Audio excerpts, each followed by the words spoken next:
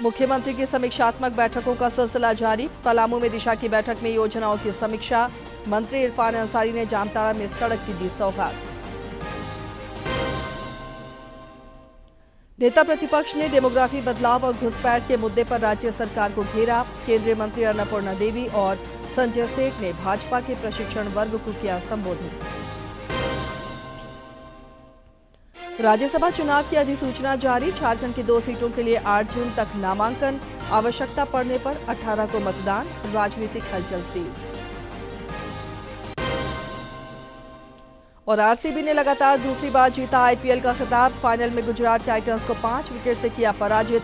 विराट कोहली फिर साबित हुए रन चेज मशीन।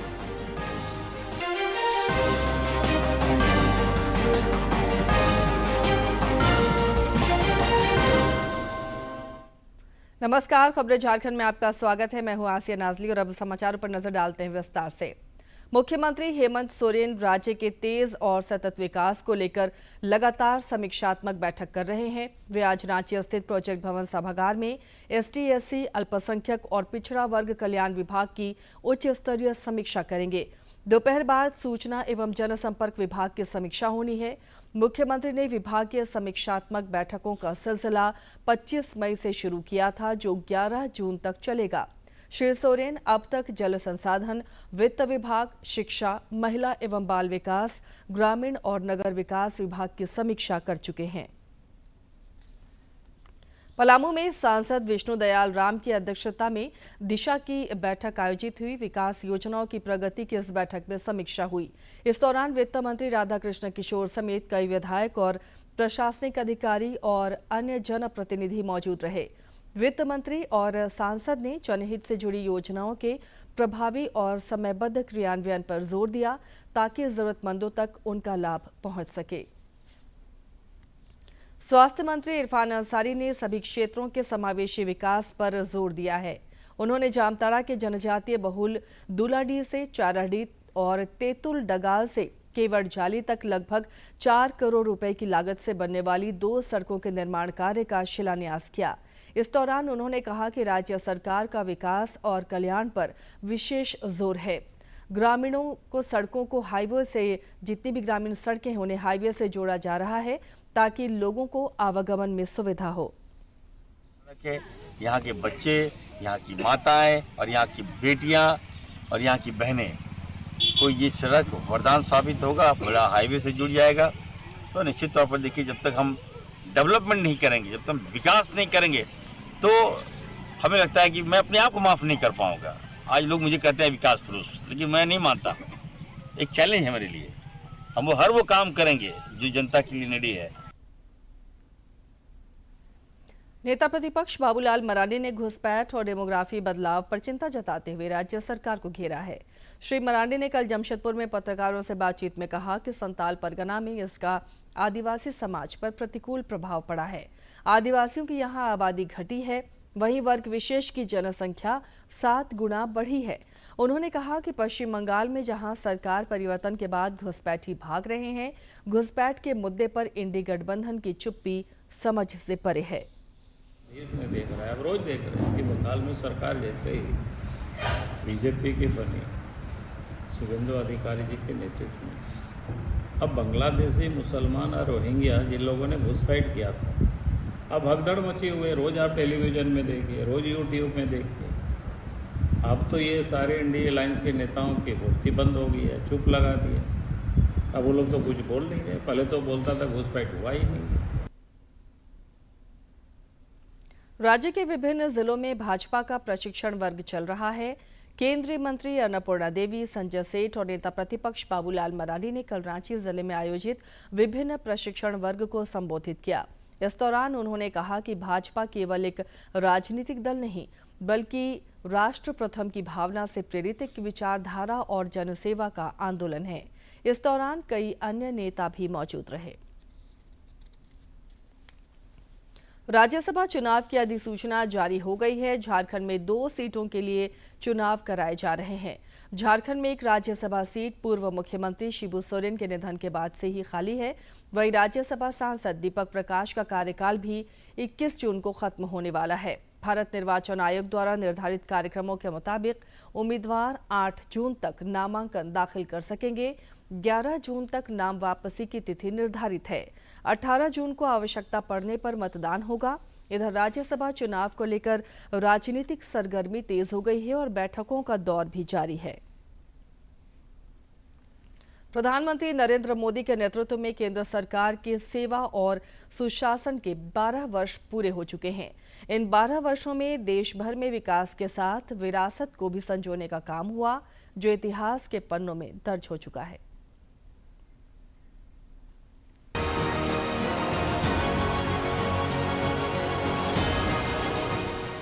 भारत, जहां सभ्यता हजारों वर्षों पुरानी है, जहां संस्कृति केवल इतिहास नहीं बल्कि जीवन का आधार है। पिछले 12 वर्षों में प्रधानमंत्री मोदी के नेतृत्व में भारत ने अपनी सांस्कृतिक विरासत, आध्यात्मिक पहचान और सभ्यतागत गौरव को नई ऊर्जा दी है। करीब 500 वर्षों के लंबे इंतजार के बाद अयोध्या में रामलला अपने भव्य मंदिर में विराजमान हुए। 5 अगस्त 2020 पीएम मोदी द्वारा भूमि पूजन और शिलान्यास। 22 जनवरी 2024 रामलला प्राण प्रतिष्ठा। 25 नवंबर 2025 मंदिर शिखर पर धर्म ध्वजारोहण। आज अयोध्या केवल एक तीर्थ नहीं बल्कि भारत की सांस्कृतिक आत्मा, लोकतांत्रिक प्रक्रिया और राष्ट्रीय चेतना का प्रतीक बन चुकी है। काशी को नई भव्यता देने का सपना प्रधानमंत्री मोदी ने देखा। 13 दिसंबर 2021 को दुनिया ने देखा भव्य श्री काशी विश्वनाथ कॉरिडोर। करीब 355 करोड़ रुपए की इस परियोजना ने आस्था और आधुनिक सुविधाओं का अद्भुत संगम प्रस्तुत किया। अब गंगा घाट सीधे बाबा विश्वनाथ धाम से जुड़ चुके हैं और करोड़ों श्रद्धालुओं की यात्रा पहले से कहीं अधिक सरल हो गई है।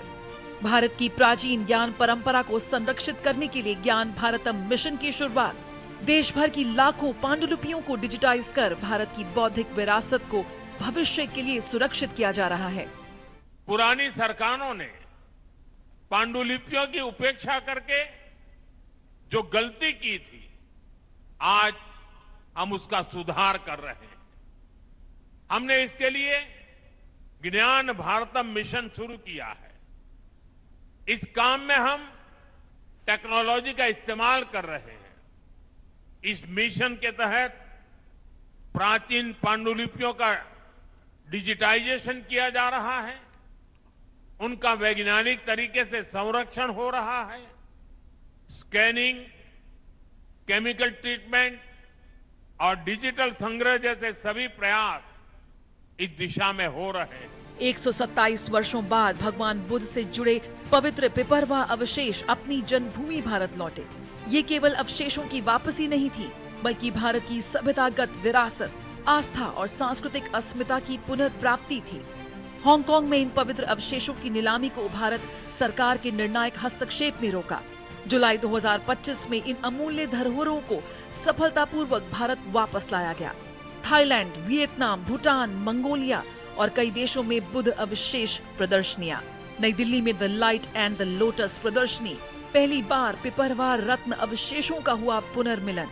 एक भारत श्रेष्ठ भारत अभियान ने देश की विविध संस्कृतियों को भावनात्मक रूप से जोड़ने का कार्य किया। इस भावना को आगे बढ़ाया काशी तमिल संगमम ने। काशी से तमिलनाडु तक संतों, विद्वानों, कलाकारों और युवाओं का ये संगम भारत की सांस्कृतिक एकता का जीवंत उदाहरण बन गया। प्रधानमंत्री मोदी के नेतृत्व में सरकार ने सिख समुदाय से जुड़े धार्मिक, ऐतिहासिक और सामाजिक मुद्दों पर कई बड़े कदम उठाए। जलियांवाला बाग स्मारक का पुनर्निर्माण, स्वदेश दर्शन योजना के तहत सिख हेरिटेज सर्किट का विकास, साहिबजादों के सर्वोच्च बलिदान व अटूट साहस को नमन, वीर बाल दिवस की शुरुआत, गुरु नानक देव जी की 550वीं जयंती और गुरु गोविंद सिंह जी के प्रकाश पर्व का राष्ट्रीय अंतर्राष्ट्रीय स्तर पर भव्य आयोजन। प्रधानमंत्री मोदी समय समय पर विभिन्न धर्मों के धर्म गुरुओं और प्रतिनिधि मंडलों से संवाद करते रहे हैं। अंतर धार्मिक सम्मेलनों में भी उन्होंने सर्वधर्म सम्मान और सामाजिक सद्भाव का संदेश दिया।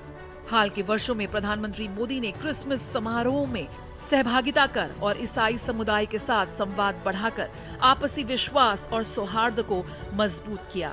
दाऊदी बोहरा समुदाय और प्रधानमंत्री नरेंद्र मोदी के बीच बेहद करीबी और सौहार्दपूर्ण संबंध रहे हैं। सितंबर 2018 में प्रधानमंत्री मोदी इंदौर में दाऊदी बोहरा समुदाय के धार्मिक कार्यक्रम में शामिल हुए थे। ये किसी भी भारतीय प्रधानमंत्री द्वारा समुदाय के कार्यक्रम में की गई पहली भागीदारी थी। आज भारत अपनी विरासत को केवल सहेज नहीं रहा, बल्कि उसे आधुनिक भारत की शक्ति और वैश्विक पहचान में बदल रहा है। और यही मोदी सरकार के 12 वर्षों में भारत के सांस्कृतिक पुनर्जागरण की सबसे बड़ी तस्वीर बनकर उभरा है।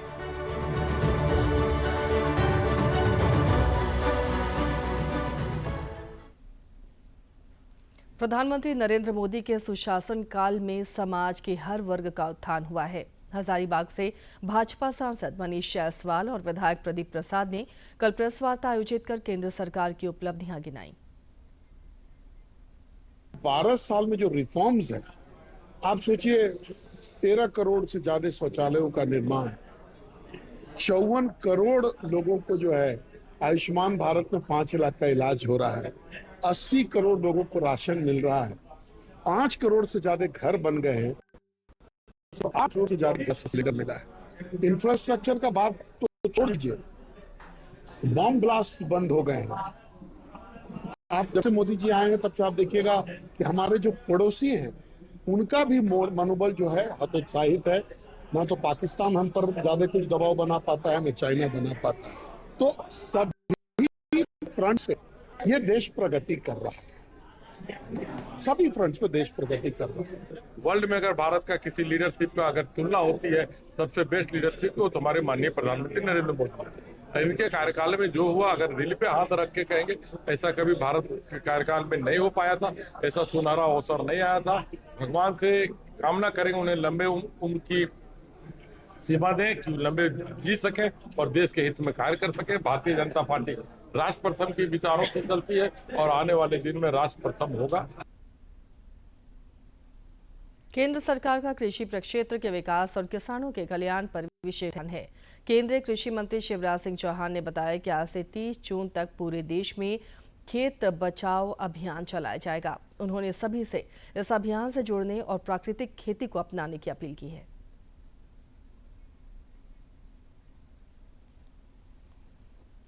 एग्रीकल्चर यूनिवर्सिटीज के विद्वान, केवीके के लोग, कृषि विज्ञान केंद्रों के, केंद्र और राज्य सरकार के अधिकारी, जनप्रतिनिधि, जन नेता और प्रगतिशील किसान गांव-गांव जाएंगे और हमारे खेत की आवश्यकता के हिसाब से संतुलित कितना खाद डालना चाहिए, इसकी चर्चा करेंगे। नकली पेस्टिसाइड के बारे में बताएंगे, कैसे पहचानें, खाद्य तेल का कम उपयोग करें और अलग अलग योजनाओं के पात्र लाभार्थी भी चिन्हित किए जाएंगे। आप सबसे मेरी अपील है कि इस अभियान में भाग लीजिए और वैज्ञानिक जो कहें उनकी सलाह मानकर खाद का संतुलित उपयोग कीजिए। धीरे धीरे प्राकृतिक खेती की ओर बढ़िए। धरती कहे पुकार के कि अपनी मां के साथ अन्याय मत करो। हम खेत बचाएं, तभी खेती बचेगी और आने वाली पीढ़ियों का भविष्य बचेगा।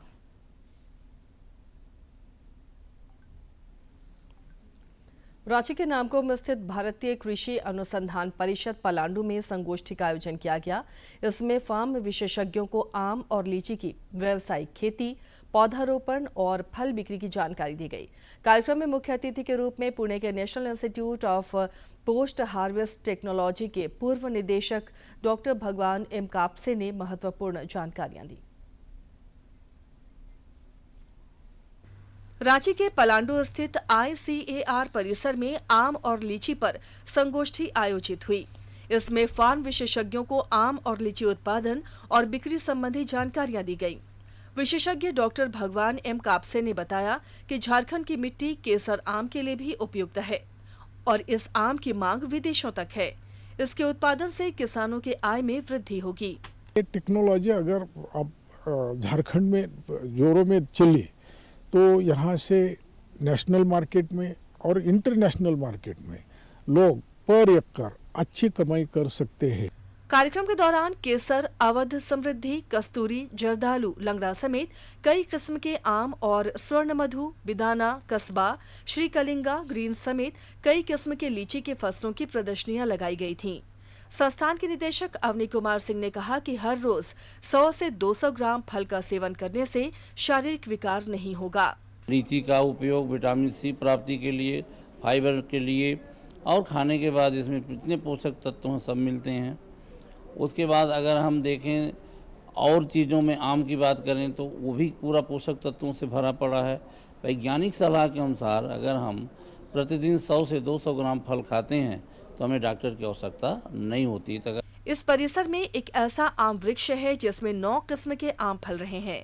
इसमें मुख्य रूप से आम्रपाली, दशहरी, मल्लिका, मालदा, तोतापरी, प्रभाशंकर, लाल सिंदूरिया, हिमसागर और जर्दालू शामिल हैं। मौके पर कृषि वैज्ञानिक डॉक्टर महेश कुमार धाकड़ ने बताया कि वो झारखंड को आम उत्पादन के क्षेत्र में अग्रणी बनाना चाहते हैं। काफ़ी तकनीकों को झारखंड में किसानों के द्वार पे ले गए हम लोग, और जो मनरेगा में जो बिरसा हरित ग्राम योजना है उसमें भी हम लोग सहयोग करते हैं। नेशनल हॉर्टिकल्चर मिशन है वहाँ भी हम लोग सहयोग करते हैं। डिपार्टमेंट में KVKs को हम लोग सहयोग करते हैं। बहुत सारे NGOs हैं उनको टेक्निकल सपोर्ट हम लोग दे रहे हैं ताकि यहाँ की तकनीकें जो ICR प्लांडो की तकनीक है वो किसान तक पहुँच पाए। भागलपुर से आए युवा उद्यमी उत्तम कुमार ने बताया कि वे स्टार्टअप के माध्यम से किसानों को आम और लीची की बिक्री के लिए बड़ा बाजार उपलब्ध करा रहे हैं। वहीं संगोष्ठी में आए किसानों ने इस सत्र को लाभदायक बताया।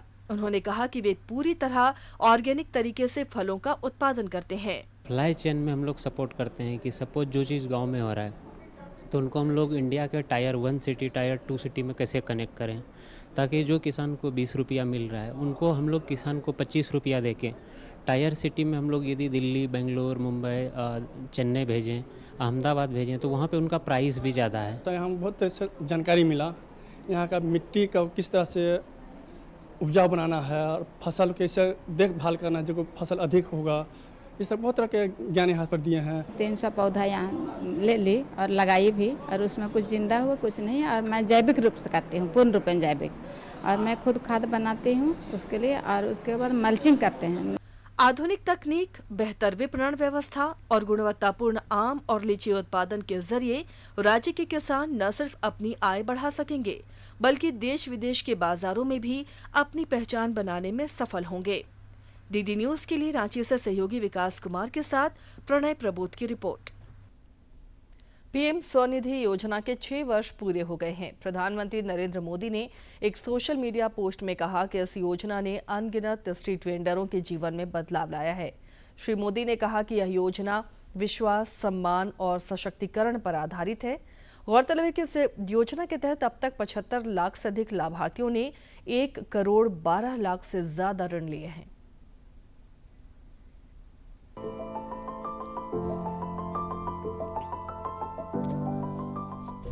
स्वरोजगार, स्वावलंबन और स्वाभिमान, इन उद्देश्यों को ध्यान में रखते हुए लाई गई PM स्वनिधि योजना अब तक लाखों रेहड़ी पटरी वालों के जीवन में क्रांतिकारी बदलाव ला चुकी है।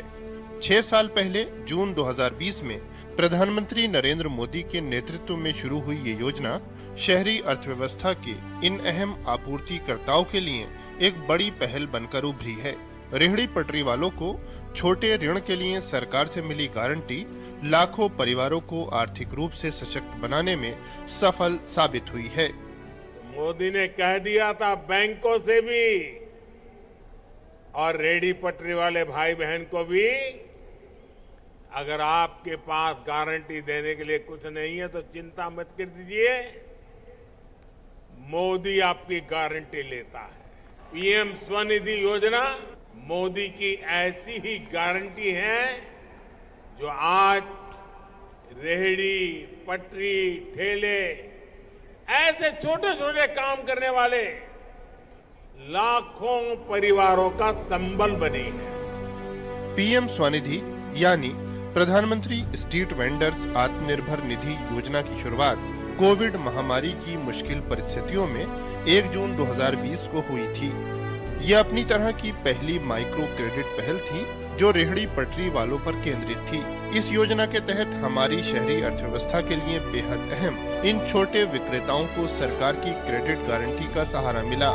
पीएम स्वनिधि के तहत रेहड़ी पटरी विक्रेताओं को बिना किसी गारंटी के 15,000 रुपए, 25,000 रुपए और 50,000 रुपए के ऋण ब्याज सब्सिडी और क्रेडिट गारंटी सहायता के साथ 3 चरणों में दिए जाते हैं। जो विक्रेता दूसरे चरण का ऋण सफलतापूर्वक चुका देते हैं वो 30,000 रुपए तक की सीमा वाले UPI linked RuPay credit card के भी पात्र होते हैं। इस योजना से लाखों रेहड़ी पटरी विक्रेता ऋण के कुचक्र से बचने के अलावा अतिरिक्त स्टॉक रखने और नए उत्पाद खरीदने में सक्षम हुए हैं। बीते 6 वर्षों में पीएम स्वनिधि एक ऋण गारंटी योजना से कहीं आगे बढ़कर एक देशव्यापी आंदोलन बन चुकी है, जो देश की अनौपचारिक अर्थव्यवस्था में काम करने वाले लाखों लोगों को आर्थिक रूप से सशक्त बनाने, उन्हें डिजिटल दुनिया से जोड़ने और सामाजिक सुरक्षा देने का काम कर रही है। 5% पर ब्याज पर पैसा लेते थे, सुबह लेते तो शाम को वापस करना पड़ता था, चाहे मेरा दुकानदारी हो या ना हो। पीएम स्वनिधि के तहत ही हमारे दुकान में इतना व्यवसाय हो गया जिससे हमारा हर एक तरीके से वृद्धि हुई। इनकी सहायता लेते हुए अपने व्यवसाय को आगे से आगे ले जाने का कोशिश करे तो वो सफलता जरूर हासिल करेगा। बाजार में सब्जी बेचने वालों से लेकर गलियों में घूमकर फल बेचने वाले और सड़क किनारे जूते ठीक करने वाले मोची से लेकर दफ्तरों के बाहर चाय बेचने वालों तक लाखों रेहड़ी पटरी वाले मिलकर हर दिन भारत की शहरी अर्थव्यवस्था में अपनी जरूरी सेवाएं देते हैं। शहरी और कस्बाई अर्थव्यवस्था के इन बेहद अहम आपूर्तिकर्ताओं के चलते करोड़ों लोगों को किफायती सामान और सेवाएं मिलती हैं। हालांकि औपचारिक ऋण तक इन लोगों की पहुंच बहुत कम थी, जिसकी वजह से इन्हें बहुत ज्यादा ब्याज दरों वाले अनौपचारिक ऋण पर निर्भर रहना पड़ता था। इसी स्थिति को बदलने के लिए लाई गई पीएम स्वनिधि योजना से जबरदस्त बदलाव आया है। इस योजना के तहत 75 लाख से ज्यादा लाभार्थियों ने 1 करोड़ 12 लाख से ज्यादा ऋण लिए हैं, जिनकी कुल रकम 17,800 करोड़ रुपए से ज्यादा है। इस योजना के तहत 55 लाख से ज्यादा लाभार्थियों को डिजिटल माध्यम से जोड़ा गया है। एक साथ मिलकर उन्होंने लगभग 8,96,000 करोड़ रुपए के 841 करोड़ से ज्यादा डिजिटल ट्रांजैक्शन किए हैं। पीएम स्वनिधि के तहत लाभार्थियों को डिजिटल कैशलेस प्रोत्साहन और ब्याज सब्सिडी के जरिए लगभग 800 करोड़ रुपए भी मिले हैं। पीएम स्वनिधि ने मुझे लोन नहीं दिया, बेसिकली खुद पैरों पे खड़े होने का एक साहस दिया। मोदी जी ने हमारे लिए इतना योजना को चलाकर इतना सब कुछ किया है कि एक औरत कहीं हार नहीं मान सकती, हर काम को आगे बढ़ा के लेके जा सकती। योजना की इन उपलब्धियों को देखते हुए पीएम स्वनिधि को मार्च 2030 तक बढ़ा दिया गया है। प्रधानमंत्री नरेंद्र मोदी के विजन के साथ शुरू हुई पीएम स्वनिधि योजना अनेक परिवारों के लिए स्वरोजगार, स्वावलंबन और स्वाभिमान प्रदान करने में मददगार साबित हो रही है। Bureau report, DD news. और अब कुछ खबरें देखते हैं राज्य के विभिन्न जिलों से फटाफट अंदाज में।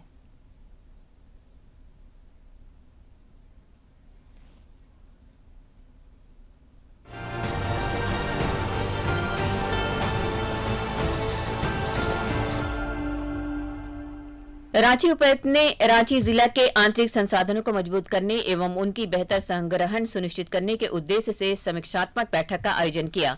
उन्होंने विभिन्न विभागों द्वारा प्राप्त होने वाले आंतरिक संसाधनों की विस्तृत समीक्षा करते हुए पदाधिकारियों को आवश्यक दिशा निर्देश दिए। धनबाद उपायुक्त ने गोविंदपुर प्रखंड में विभिन्न जन कल्याणकारी योजनाओं की समीक्षा की, जिसमें निरीक्षण रिपोर्ट के आधार पर कई अनियमितताएं सामने आई। कार्य में शिथिलता बरतने पर 2 पंचायत सचिव और बीपीओ गोविंदपुर को निलंबित करने तथा 3 कनीय अभियंताओं का वेतन रोकने के निर्देश दिए गए। धनबाद उपायुक्त ने अंचल कार्यालय गोविंदपुर का निरीक्षण कर राजस्व कार्यों, लंबित मामलों एवं अभिलेख संधारण की समीक्षा की। पंजियों के संधारण में लापरवाही पाए जाने पर संबंधित कर्मियों का कार्यशैली में सुधार होने तक वेतन रोकने का निर्देश दिया। अतिक्रमण हटाने, सरकारी भूमि चिन्हित करने, लंबित समस्याओं का निष्पादन का भी निर्देश दिया गया। सरायकेला खरसावां उपायुक्त की अध्यक्षता में चुप्पी तोड़ो स्वस्थ रहो अभियान के सफल क्रियान्वयन एवं माहवारी स्वच्छता के प्रति व्यापक जन जागरूकता सुनिश्चित करने को लेकर जिला स्तरीय समीक्षा बैठक आयोजित की गई। बैठक में किशोरियों एवं महिलाओं को माहवारी स्वच्छता के प्रति जागरूक बनाने का संकल्प लिया गया। पश्चिमी सिंहभूम जिले की सभी जल सहियाओं के साथ ऑनलाइन बैठक आयोजित की गई। बैठक में चुप्पी तोड़ो स्वस्थ रहो माहवारी स्वच्छता अभियान 1 से 30 जून तक चलने वाले मलेरिया रोधी अभियान एवं आगामी मिशन उदय की जानकारी सभी से साझा किया गया। उपायुक्त रामगढ़ द्वारा सदर अस्पताल का औचक निरीक्षण किया गया। इस दौरान उन्होंने स्वास्थ्य सेवाओं, ओपीडी, पंजीकरण काउंटर व साफ सफाई का जायजा लिया। व्यवस्था में लापरवाही, गंदगी और वित्तीय पारदर्शिता की कमी पाए जाने पर सभी चिकित्सकों, अधिकारियों व कर्मियों का वेतन अगले आदेश तक स्थगित कर दिया गया। उपायुक्त खूंटी ने समाज कल्याण विभाग की समीक्षा कर आंगनबाड़ी सेवाओं, पोषण, ट्रैक्टर, टीएचआर वितरण, पीएमएमवीवाई, एमटीसी केंद्र एवं अन्य योजनाओं की जानकारी ली। सभी पात्र लाभुकों तक योजनाओं का लाभ समय पर पहुंचे तथा आंगनबाड़ी सेवाएं और अधिक सुदृढ़ हों, इसके लिए आवश्यक निर्देश दिए। लोहरदगा ने नगर परिषद की समीक्षा बैठक में शहर की साफ सफाई, कचरा उठाव, सड़क एवं स्ट्रीट लाइट मरम्मत, निर्बाध पेय जलापूर्ति तथा नई शहरी जलापूर्ति योजनाओं के कार्यों में तेजी लाने का निर्देश दिया। लातेहार में सांसद कालीचरण सिंह की अध्यक्षता में जिला खनिज फाउंडेशन ट्रस्ट की बैठक आयोजित की गई। बैठक में विभिन्न विकास योजनाओं पर चर्चा की गई और 723 प्रस्तावों को अनुमोदित किया गया। सांसद ने निर्देश दिया कि योजनाओं का क्रियान्वयन पारदर्शी और समयबद्ध हो।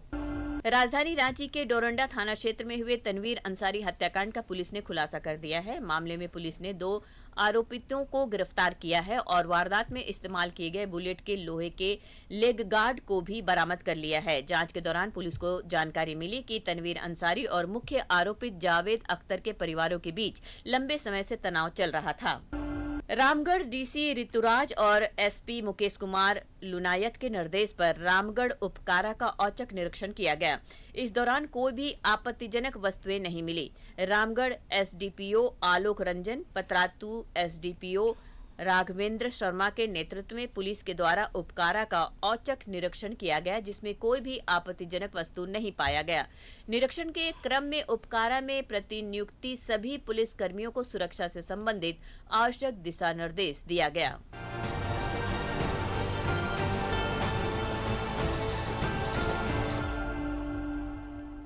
हजारीबाग के चुरचुर थाना क्षेत्र में कल देर शाम ट्रक की टक्कर से स्कूटी सवार 2 युवकों की मौत हो गई। बताया जा रहा है कि दोनों युवक घर लौट रहे थे। इसी क्रम में खजूरिया टाट के नजदीक कोयला लदे ट्रक ने उन्हें टक्कर मार दी, जिससे यह हादसा हुआ। स्थानीय लोगों ने सड़क जाम किया, विरोध जताया और परिजनों को मुआवजा और नौकरी देने की मांग भी की।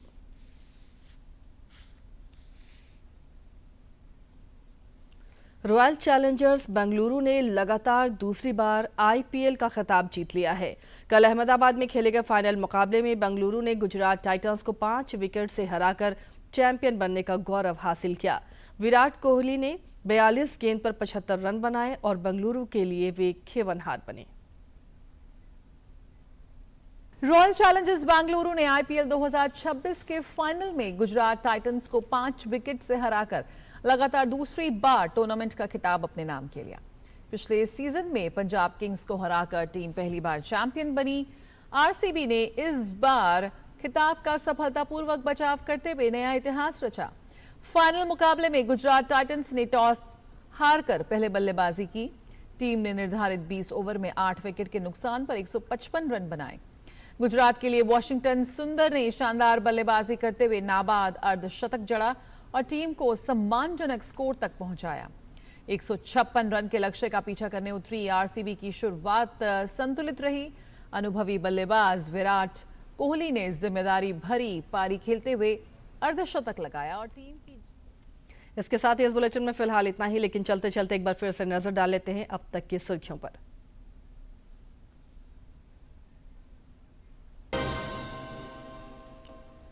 मुख्यमंत्री की समीक्षात्मक बैठकों का सिलसिला जारी। पलामू में दिशा की बैठक में योजनाओं की समीक्षा। मंत्री इरफान अंसारी ने जामताड़ा में सड़क की दी सौगात। नेता प्रतिपक्ष ने डेमोग्राफी बदलाव और घुसपैठ के मुद्दे पर राज्य सरकार को घेरा। केंद्रीय मंत्री अन्नपूर्णा देवी और संजय सेठ ने भाजपा के प्रशिक्षण वर्ग को किया संबोधित। राज्यसभा चुनाव की अधिसूचना जारी। झारखंड की 2 सीटों के लिए 8 जून तक नामांकन। आवश्यकता पड़ने पर 18 को मतदान। राजनीतिक हलचल तेज। और आरसीबी ने लगातार दूसरी बार जीता आईपीएल का खिताब। फाइनल में गुजरात टाइटंस को 5 विकेट से किया पराजित। विराट कोहली फिर साबित हुए रनचेज मशीन।